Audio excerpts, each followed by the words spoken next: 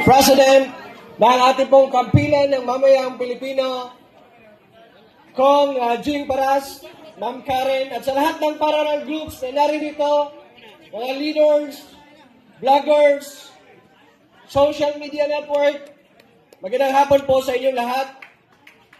Ako po si Kuya Olin, founder and national chairman ng Duterte Rider Supporters, at kami po bilang volunteer ng Duterte Rider Supporters ay isang patunay at produkto sa illegal na pagdukot ng ating mahal na Presidenteng Rodrigo Roa Duterte. Tama.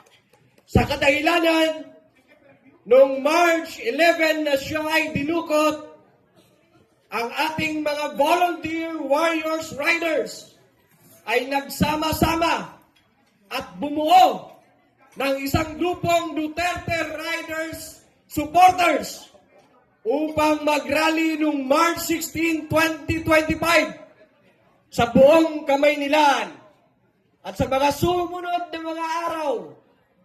At mag-iisang taon na po ang DRS. Patuloy po kaming lumalaban, patuloy po kaming nakikisa, patuloy po kaming nakikipag-rally. Walang pili kahit saang lugar pa man yan. Kami po ay laging nakikisa. Kung kaya't sila Ka Eric ay lagi din po namin kasama.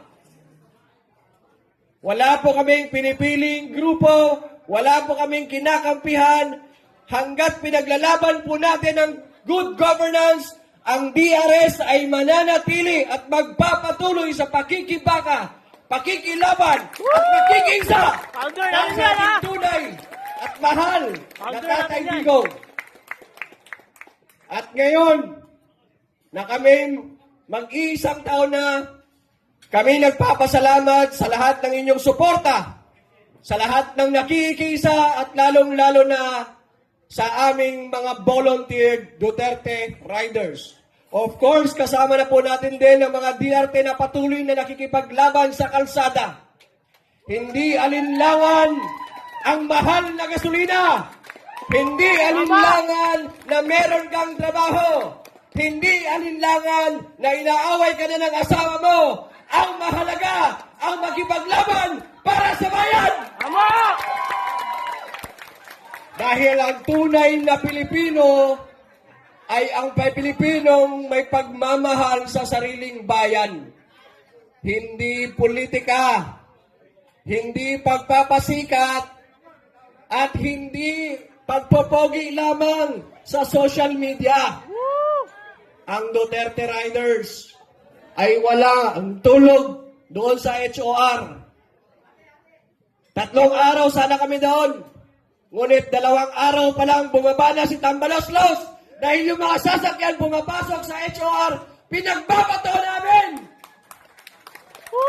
ng plastic at kamatis. In fact, nung sinabi ni Kiko Barsaga doon sa isang rally na lusubin ng Dasmariñas Village, 5 po sa aming miyembro, kasama po ako, ay na-detain doon sa loob. Bakit? Kasi ginagampanan namin ng walang takot. Pag sinabi mong lusubin, lulusubin namin yan. Tama! Hindi sa salita, hindi sa social media, hindi sa caption. Kundi sa gawa. Kaya sa lahat, maraming salamat sa patuloy na pakikipaglaban.